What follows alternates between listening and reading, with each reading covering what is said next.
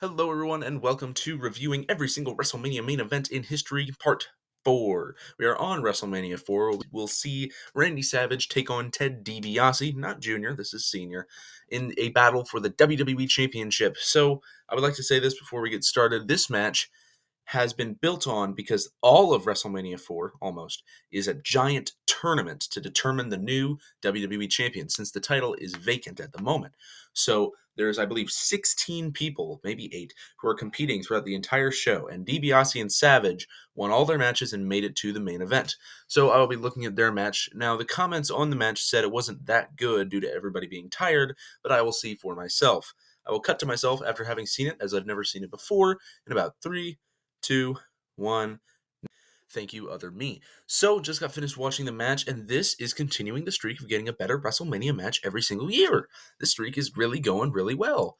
So, as I said, it's DiBiase versus Savage in the final of a gigantic tournament that's been running for the entirety of WrestleMania. There are a couple matches that aren't related to the tournament, but most of the entire show is 2 to 3 minute tourney matches. So, Andre the Giant and Hulk Hogan had a match on this show, and they were in the second round. However, instead of a definitive pinfall, submission, countout victory, both men were counted out. So in the penultimate round, there was a bye week, and that was randomly selected to Ted DiBiase. So he only wrestled 2 matches before this, and Savage had wrestled 3 after having wrestled one-man gang in the penultimate round. So the pre-match people that come out are the presenter of the championship belt. That's Robert Leach, who is an entertainment reporter and a writer. He greets Donald Trump, who is in the front row for this show, as WrestleMania is being held in his plaza, Trump Plaza, in New Jersey. The guest ring announcer is Bob Uecker, who also announced WrestleMania 3, if you watched that video. And the cameraman, while Uecker's coming down, you notice, like, if I'm the cameraman and you're Uecker, I'm doing this, and my hand kind of, like, sticks out. Like, I want a high five. But Uecker's like, nah. The camera guy, I'm imagining his face behind the camera. He's just like, hey, hey. And just keeps recording and has to be sad while he does it. I feel bad for him, but then again, so is life. The guest timekeeper is Vanna White, who has worked as the co-host of Wheel of Fortune from 1982 all the way until now, where she still works. And then they introduce Ted DiBiase, and he is accompanied by Andre the Giant, who I mentioned earlier. And guess how much pop he gets. I'm going to give you a visual example. Ready? That is roughly the level of pop that Ted DiBiase gets. Then Macho Man's ready to come out. Oh man, I can't wait to see how the crowd reacts. Let me give you another visual example. Why is this crowd not popping for anything? The only time they pop is slightly later in the match. Randy Savage is also accompanied by Miss Elizabeth, and there's nothing from the crowd. There's like a few people who are kind of going like, "Hey, there he is," trying to get high fives if they're close enough. But there's no like, "Whoa!" that we get nowadays when somebody like Savage comes out, and it's disappointing by the crowd in the Pontiac Silverdome. Otherwise, yes, the commentators. As we've seen in prior episodes of this, the commentators like to talk about very interesting things while they're speaking. I'm going to give you a guess to what they talk about here. What is their topic for the next roughly 15 seconds? Go ahead, take a guess. Did you guess them talking about whether or not they'd like to have sex with Vanna White or Miss Elizabeth? Probably not, but that is exactly what they talk about. I believe Jesse Ventura picks Vanna White, and Monsoon decides to go with Miss Elizabeth. I don't really want to talk about this anymore because it's really weird commentary, but let's get into the match. So this is a very technical match. This is probably the best like in-ring work I've seen out of the 4 main events I've watched, this included. And overall is probably the best match. So the new order is now 4-3-2-1. A little early on in the match, Andre trips Randy Savage while he's kind of running the ropes, and Savage points at him and says, "Hey, he tripped me, but the ref didn't see it. So, whatever. They're just healing it up. Nothing wrong with that." Then he does it again, and Savage this time is much more angry about it. Like the first time, he was kind of like, "Hey, he tripped me. Come on." This time he's like, "He tripped me.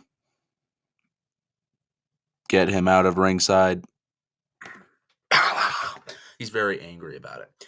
Then, light chants of Hogan start to break out from the crowd, and everybody's kind of looking towards the entrance ramp to see if he comes out.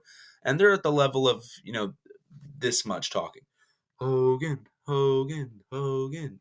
Which really shows how much people adored Hulk Hogan back in the 80s.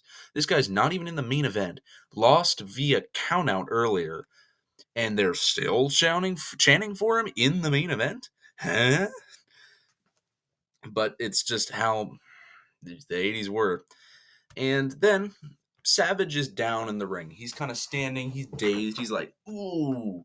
So DiBiase runs to the rope, hits it, and he runs at Savage while Savage is down like this. So what move does DiBiase try and perform? I'm giving you a lot of trivia during this episode. Well, he decides to do a sunset flip. Huh? This match is so much better, leagues ahead of the prior matches we've looked at. DiBiase does a sunset flip. It doesn't work because Savage is able to kind of stay on his feet and just attack DiBiase afterward. However, it's pretty well done. So now that Savage has control, he grabs DiBiase by the hair and runs towards the ropes. And instead of, maybe throwing him against the ropes, doing a clothesline, he grabs him by the hair, runs at the ropes, bounds over every rope and lands on the outside and hangs DiBiase up on the top rope. Now, if I were in the match and I was trying to do like a normal sell of this spot, I'd probably kind of go like this, kind of stumble back. DiBiase decides to sell this as if he's just The Rock taking a Stone Cold Stunner and sells it as such.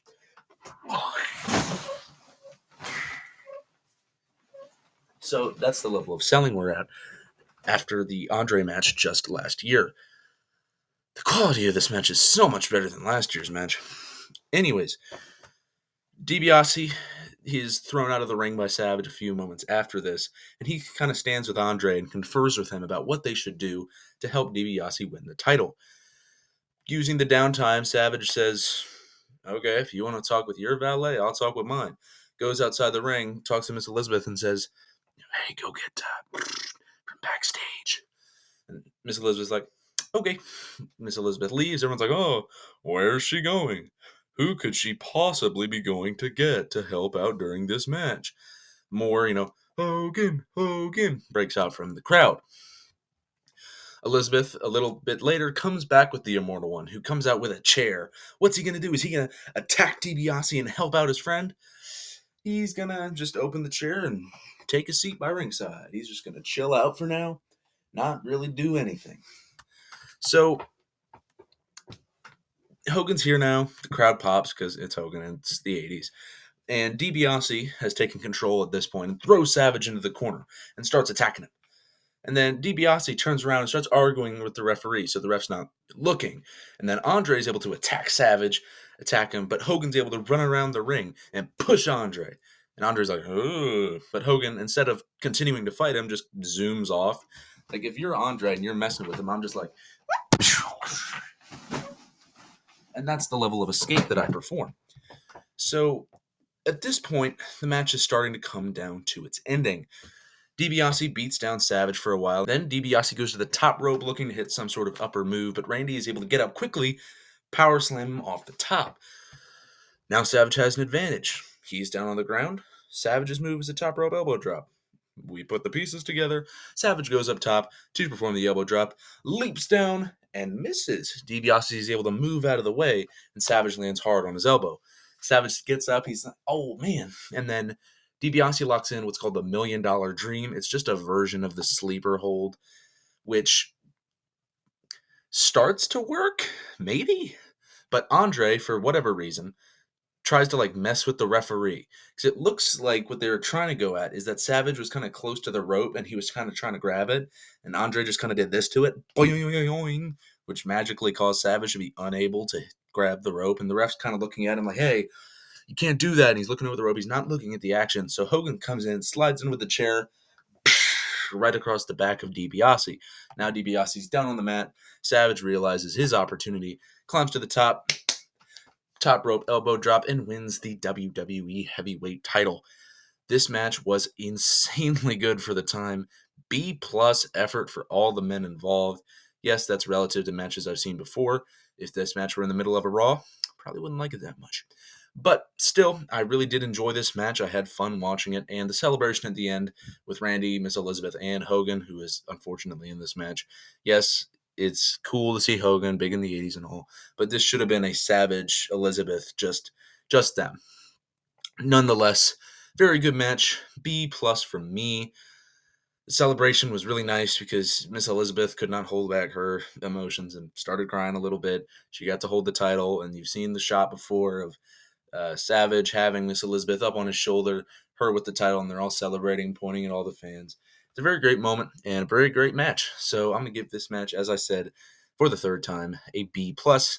I do recommend you check this match out, even not for the historical sense, as it's a pretty entertaining watch. Make sure you have a good day, good evening, good night, good morning, good dawn, good dusk, good whatever. Watch the former and future episodes of this series when they come out, and goodbye.